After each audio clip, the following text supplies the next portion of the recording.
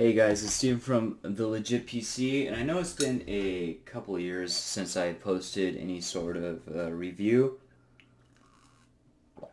I'm starting to get under the weather here, but I thought it was going to be perfectly fine to do a video as this is the first day I'm kind of under the weather. So, I know it's been a really long time. I think it's been, let's see here. Oops.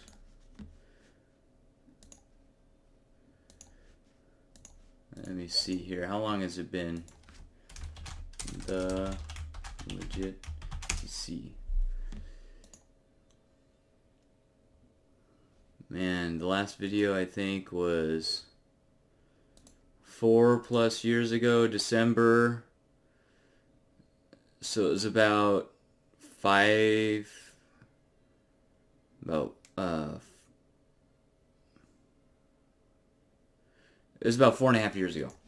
So I wanted to start back doing this. So, but I'm gonna focus more on indie games, some stuff that maybe you haven't seen as much of in other places, but deserve to be talked about. And then kind of how they find themselves inside my life, I guess. So recently I graduated from university. So now I'm just working and doing other freelance stuff to set up my business to do some manufacturing of green manufacturing products, plastic recycling.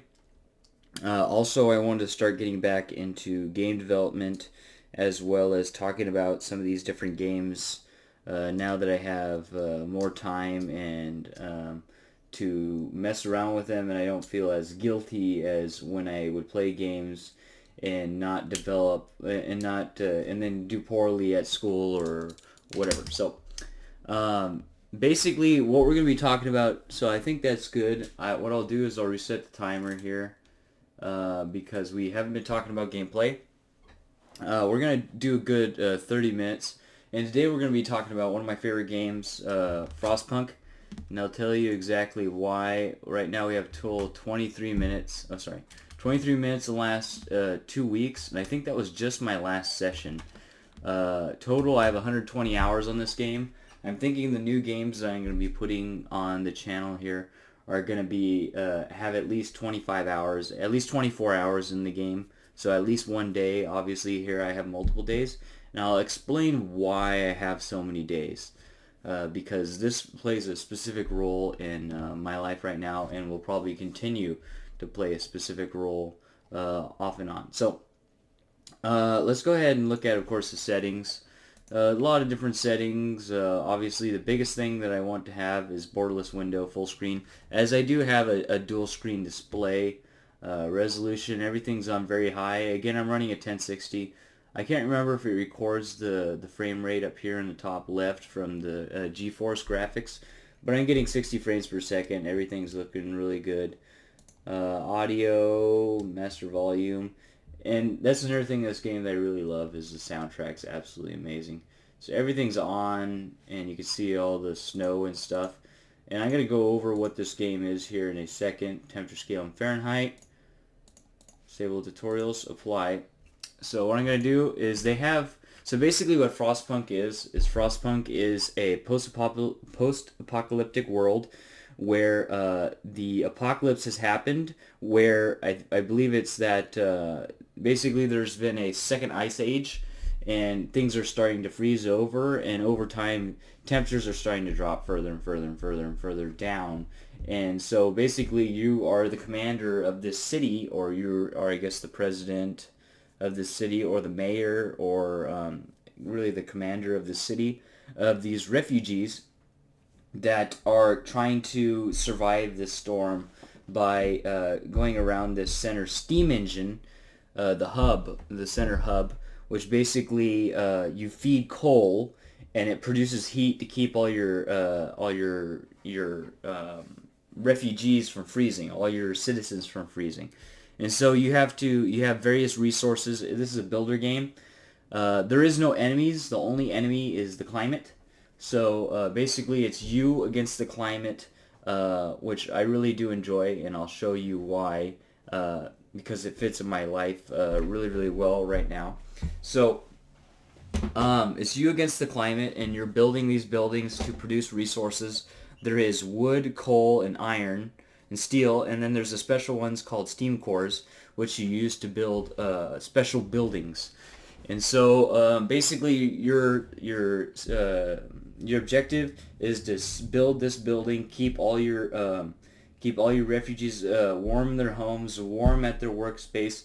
Oh, also food's another one. So food and meals. So raw food is turned into meals. So keep them fed, keep them warm, and keep them working. There's a day and night cycle, so work time and free time, and also there's political choices that you could make that will influence those working and off times.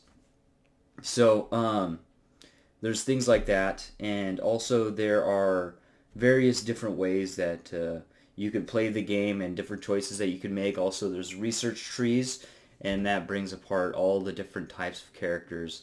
There is the engineer, there are workers, there are children, which you could decide to put to work or not.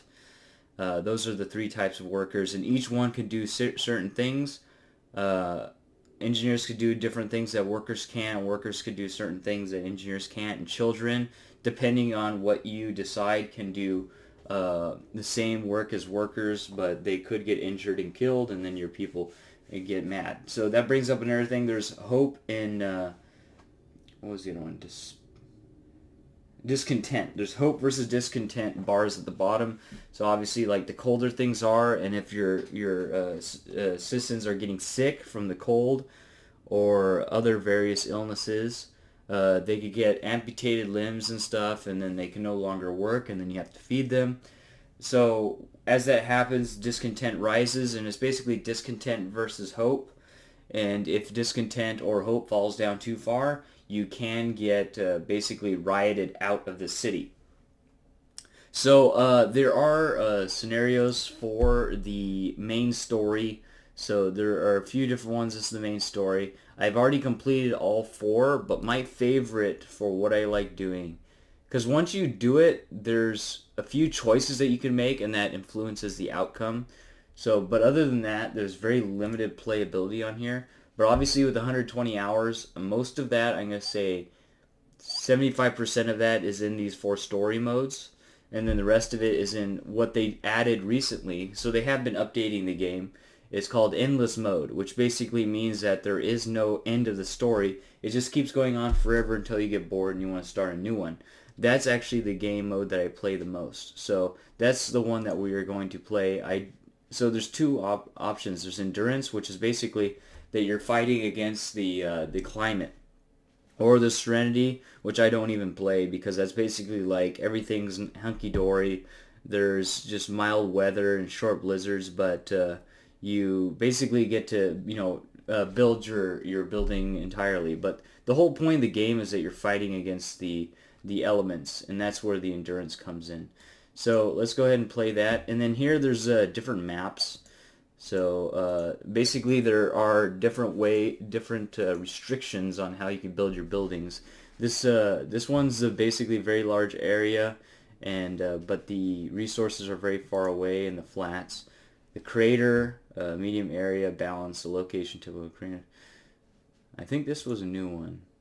I haven't played this game in a little while. Actually, I haven't played this game in like 3 months, and after I graduated, now I want to start playing it again, and I will explain why in a second. So, and then you go in. I'm going to pick Crater. It's very balanced, and you saw that back here that there is like the crags, which are like these mountain things.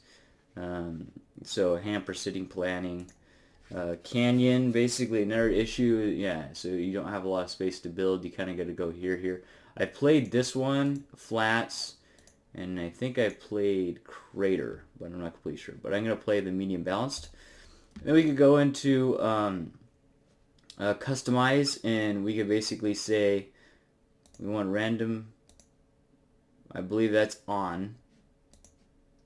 Yeah, it's on because it highlights. Okay, so society's attitude, economy, resources we gather faster, technology will be decreased.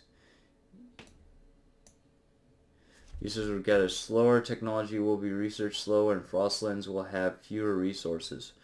So that's another thing. Frostlands is during the time when you're playing, you can send people out outside of your city to go and look for survivors or resources or other things. And sometimes you'll have obstacles there, and it's randomized.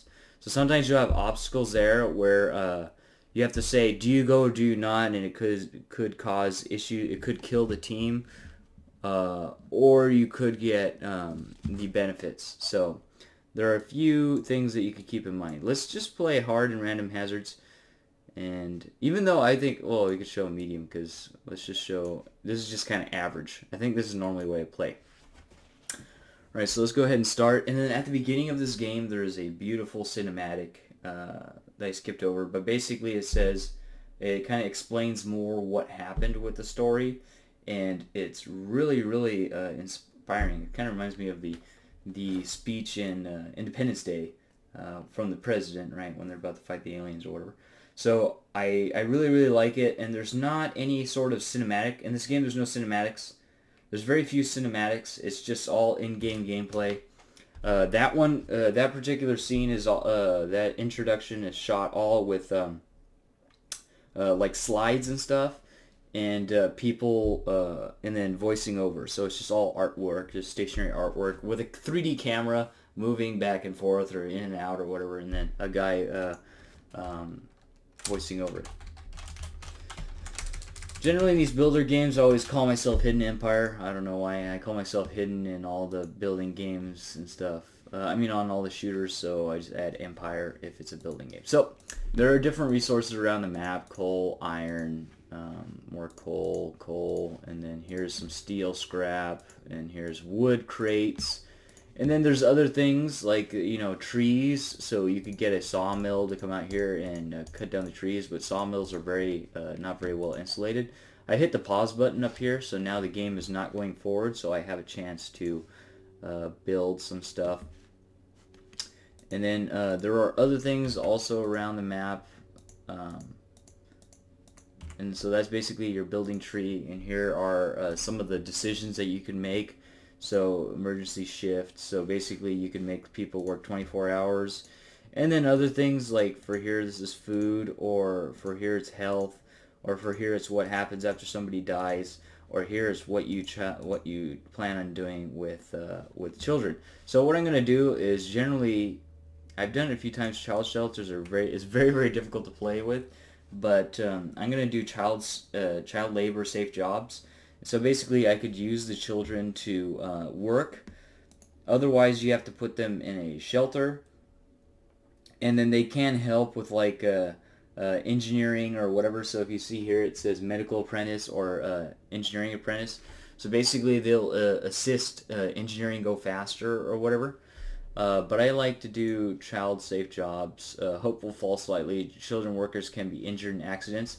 And when they get injured, it shuts down buildings and stuff like that. And it could cause your city to collapse because sometimes it makes the buildings not be accessible for a day. So if you do this, hope will rise, and you will have to build a child shelter. So let's do child safe jobs. So then it has a refresher here, a cooldown of 18 hours. Once this bar goes all the way down, you could do another one. And here's your economy. So here's coal, wood, steel, food, health status, and housing. So you have to house all your guys and stuff like that. So and the housing, they have different levels of housing. They have tents, bunkhouses, and houses. Each have different, they all inhabit the same amount of people, but each have different insulating properties that will fight against the cold. And then here's health. So you could either have a health tent or infirmary, or the other, it's like a healing center but for prayer. So also this has a very religious back end on it, so you can see here purpose. So you could also do this as well. You go either up where it's more like prayer, or you could go down where it's more like discipline. So that's pretty interesting, but I generally do all adaptation stuff first, so that helps with getting the game going. So an idea where we would start here, and here's the discontent versus hope. You start out with 0 discontent, and hope's about here. And there are, well, actually I think it was here, and then it dropped because it says I did the one controversial law, which was child labor. So what we're going to do is, you could do this way, but I like going here. It shows you all the things that are available around you. So I'll go coal pile. the first day the temperature is 22 degrees Fahrenheit. So it's not negative 22 degrees Fahrenheit. So you guys won't freeze. So generally I'll focus the coal piles the least. And I'll put like 3 children there, let's say. And then I'll go over here. And then what you want to focus on most is the wood crates. Reason being is that the wood crates will allow you to build the huts. And then here's some steel, so we'll put like 5 children on the steel. The wood crates will allow you to build the housing as quickly as possible, just to prevent, sometimes there's some random, again, a lot of the stuff in here is random, depending on what you set there on the preferences. So here we're going to look at the wood, make sure we have everybody pumped out to the wood.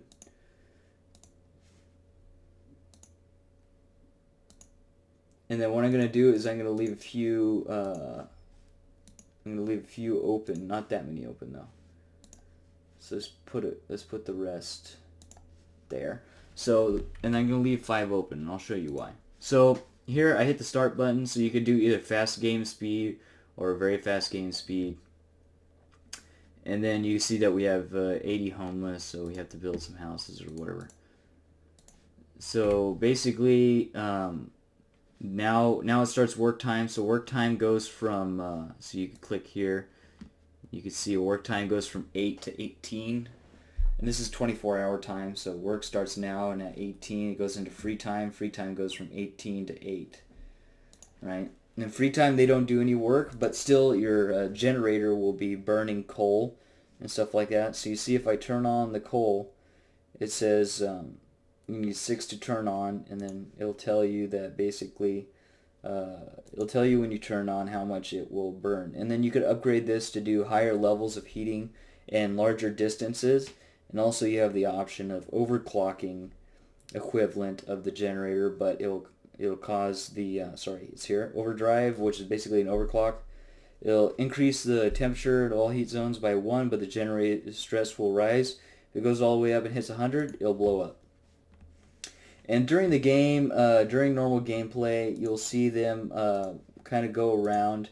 So what I did basically there is I increased the time to double time.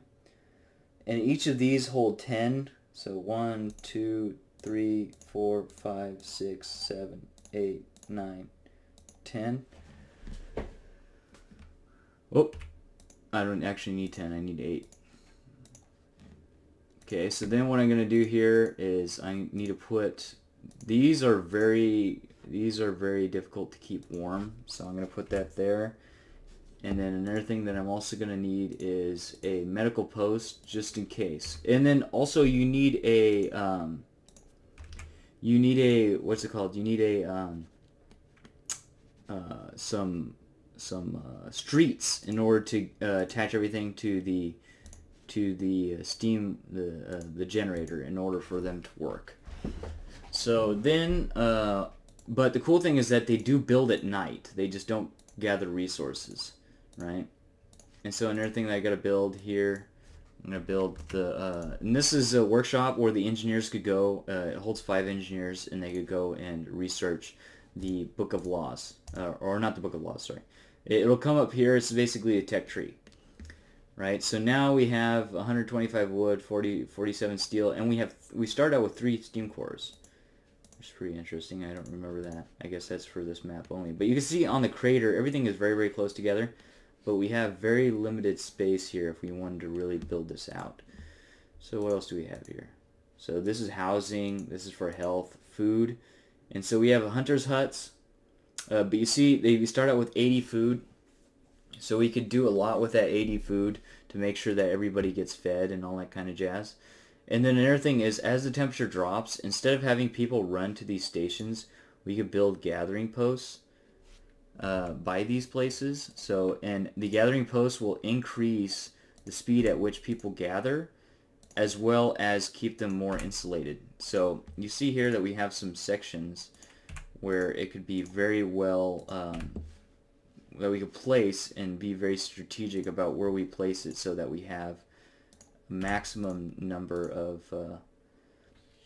of places inside of that circle at which they could be. You see here now we already have 2 people sick, so we need to get some engineers, and and only engineers could run the hospital. So we'll dump the 5 engineers there. And so kind of the strategy is that every day, then we see that we need some people to go inside to make some food. So we're going to look for some children. I usually have children because the food is very, very safe for children to work. So usually I just put one child in there. And then they produce all the food for everybody. So now we can introduce a new law. So what I'm going to do is, for food, we could do soup. Hope will fall slightly. Discontent will rise slightly. Eating soup will cause discontent. It allows you to do more people with the same amount of raw food. So one piece of raw food will feed more people. Or we can do food additives. We add sawdust to meals to make them more filling, although not exactly tasty or healthy. Some people, after eating sawdust, will fall ill, and then you have to basically take them to the medical post to make them be able to work again, right? So that's obviously not a desirable thing. If we do, and you can turn on and off soup. So I find that I like this one better, but they're all different choices that you can make. And you see here is moving. Hope went down, discontent goes up. So the idea with the game is that usually you want to build during the, you want to work during the day and then build during the night. So how does this game fit in my daily life today? So basically what it does for me now is that I do a lot of stuff where I'm doing a lot of CAD, I'm doing some freelance work. So when I'm at home, I'm doing freelance work on my other screen, and I don't need both screens. So what I'll do is, in order for me to stay involved with the CAD longer and not happen to go somewhere else on YouTube or whatever, I like to have on my second screen my CAD, and then on my first screen be playing Frostpunk. So, which is obviously the game we're playing right now. So free time's coming up at 8, turning to work time at 8 o'clock. So over here I have Fusion 360, my CAD software of choice, and I just alt-tabbed away from it because it's in windowed mode. And so I could go in here and go into some of the stuff here and work on CAD to CAM, or work on something inside Fusion itself, Fusion 360 or whatever CAD program.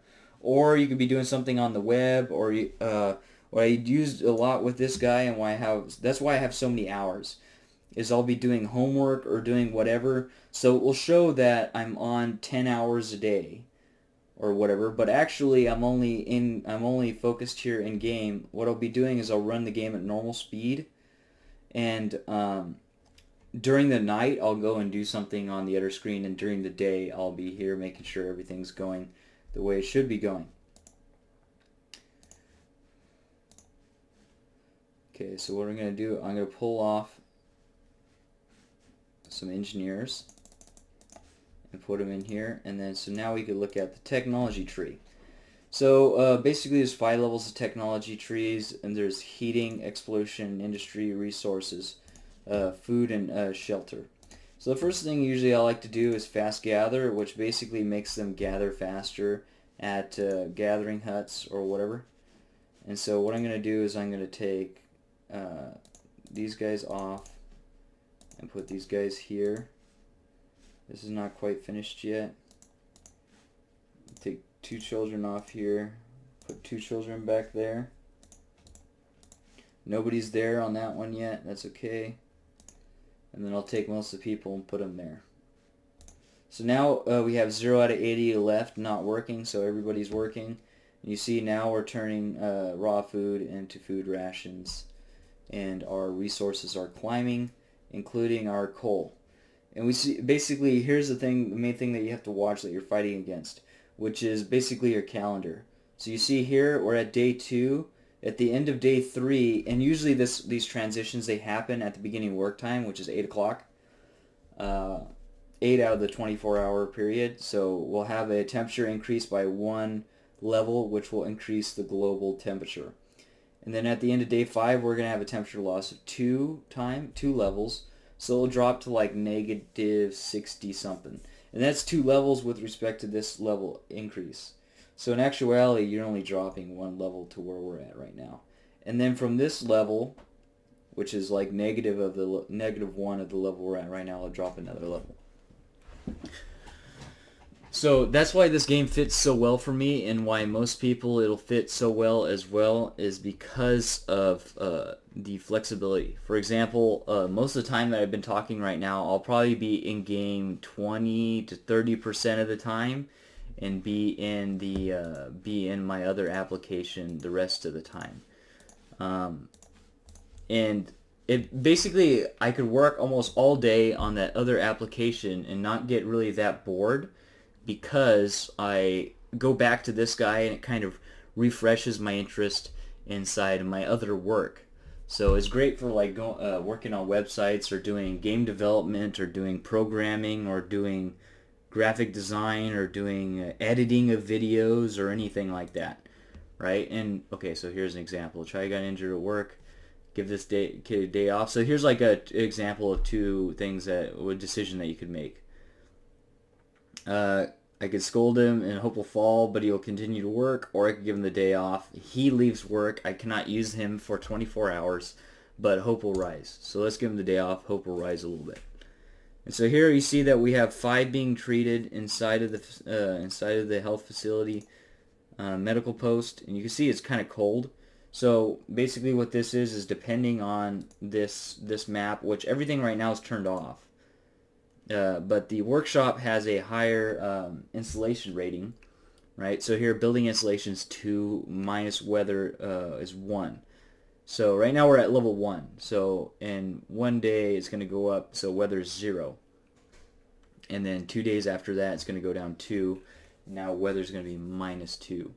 So when I turn this on, level will go up 1, right? 1 temperature in all heat zones. But the heat only goes a certain distance, and you'll see when I turn that on. So I could turn that on, and the heat over here, it will heat up the houses.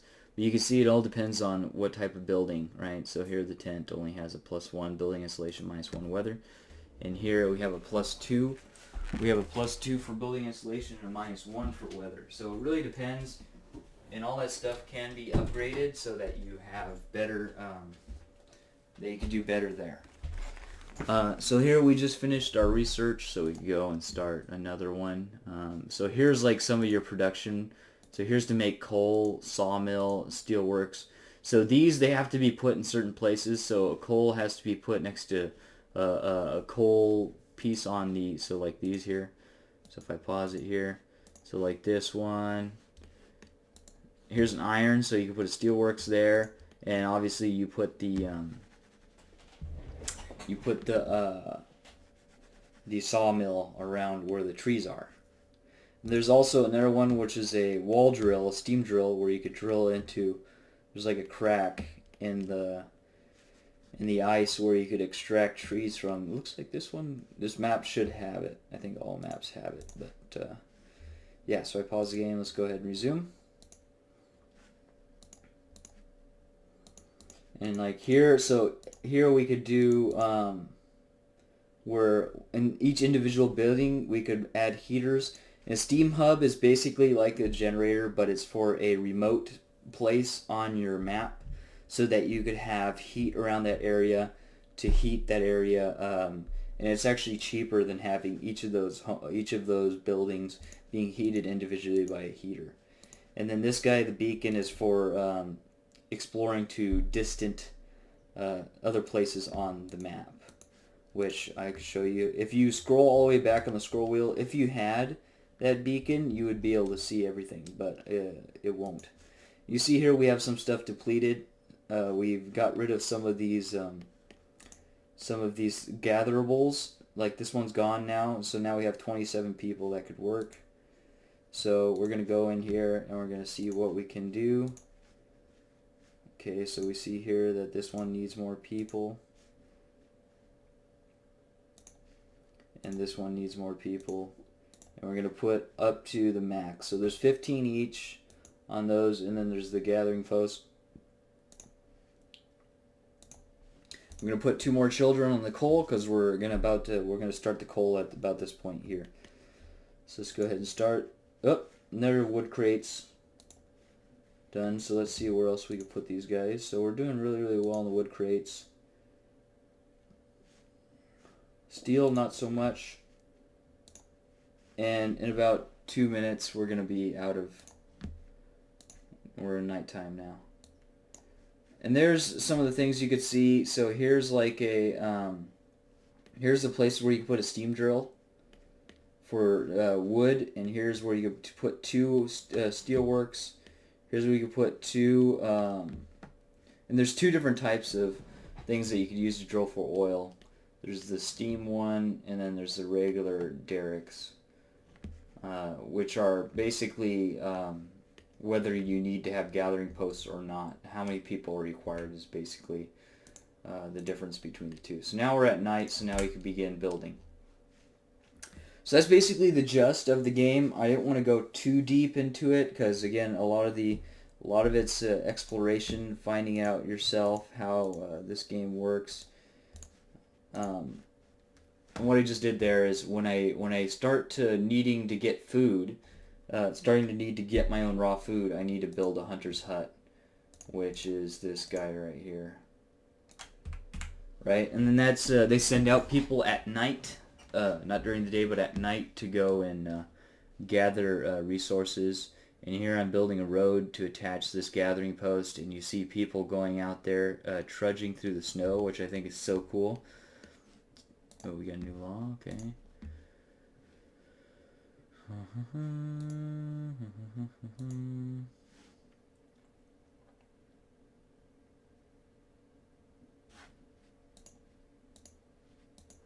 And then, for example, if we build that stuff,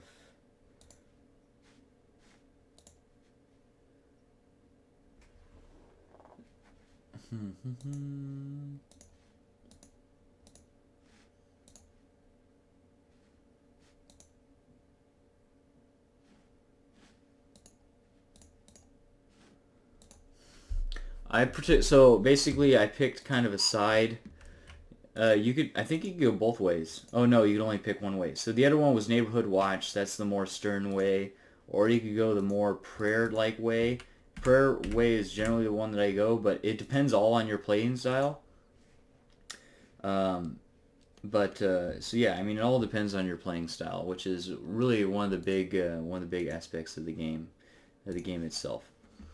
So now again, we're still in free time for another 12 hours. And we're finishing this building, we're building that building. So this is probably the only time that I would come out. And here's the faith. We got to build a church, house of prayer, and then from there we could do the sermon. And I think there's 3 that you could do. And every 2 days it cools down, and you could use it to rise up hope, to max out your hope bar, especially if you're getting close to being rioted out. You could do that quickly to get you back in the good graces of the people. So that's the basic gist of this game. So at this point right now, I'm building everything that I need to build. I go in here, I look at my economy, my food. I'm consuming 80 per day, but if we go here, what? Oh, so that was the kid that got hurt. He was working in the food house. I should have checked on which kid got hurt. That's usually, for whatever reason, that's where they get hurt. They never get hurt in these gathering piles. They get hurt even like the cookhouse making food. They cut their finger open or whatever. So we need 80 food a day, and we are producing with soup 5 food for every 20 food rations. We have 54 left. So divide that by 2. We have 27. 27 times 5 is 135. 135. So we could last almost 2 days without needing to fill people into this hunter's hut. Alright, so that's kind of the gist of this game. What I'm going to do is, because I want to play here, I'm going to just save a new file. Let's say this is creator new game. And I'm going to load one of my previous games. So just to kind of show you guys later on in the game, and then that will probably be the end of it. So, yeah, I really like this game. I think it was like, how much was this one? Steam. And it's on Steam. Steam game.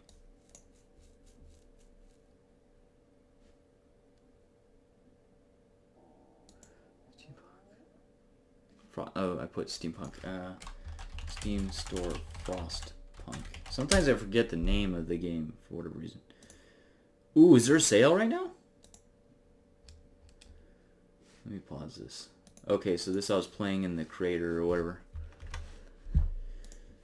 Okay, so let's go here.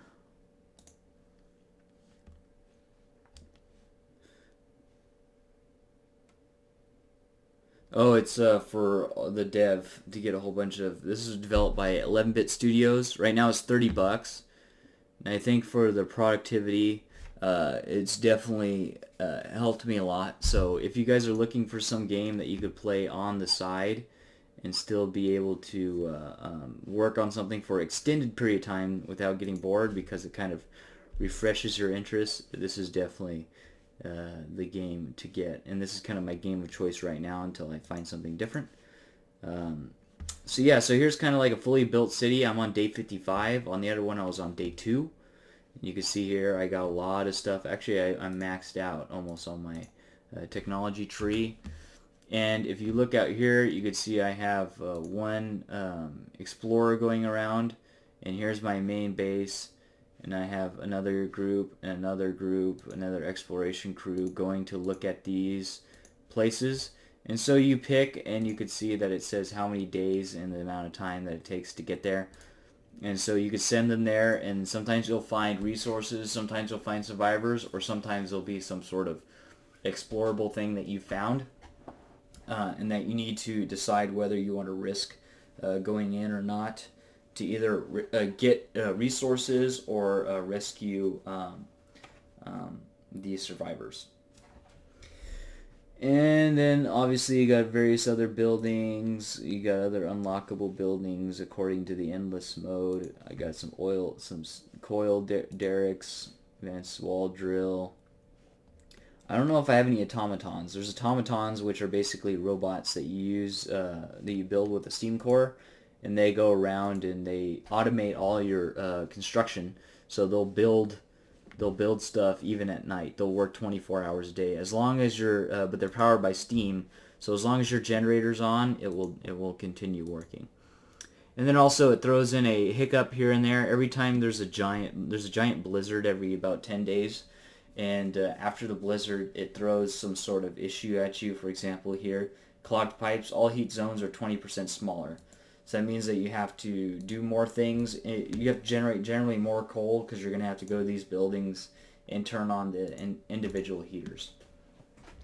So that's kind of the gist with the game, I think, without spoiling too much of it, so that you could go in and explore the game itself and discover your own play style, as well as, like I said, play it in normal speed and during the night cycle of the game, work on something in another screen, on a website or whatever, or do your own work or a project, online project, or even like physical labor, clean the bedroom or clean whatever, and then come back when the cycle's over. But mainly I just do digital things on the other screen.